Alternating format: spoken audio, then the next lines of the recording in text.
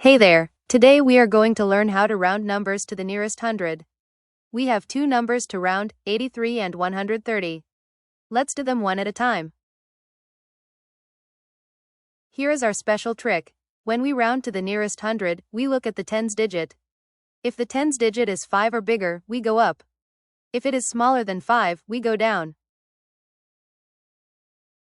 Let's start with 83. What are the two hundreds that 83 sits between?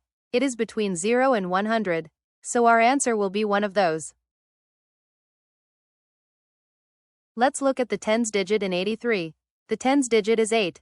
Is 8 bigger than 5 or smaller than 5? Yes, 8 is bigger than 5. Since 8 is 5 or more, we round up. 83 goes up to the next hundred, which is 100. If you think about it, 83 is really close to 100. Now let's do 130. What are the two hundreds around 130? It is between 100 and 200, so our answer will be one of those.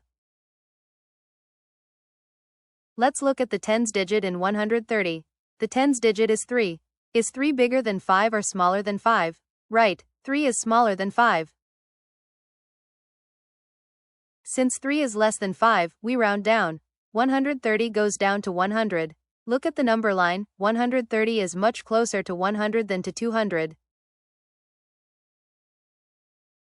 Great job, both numbers round to 100. 83 rounds up to 100 because its tens digit 8 is big. And 130 rounds down to 100 because its tens digit 3 is small. You did it,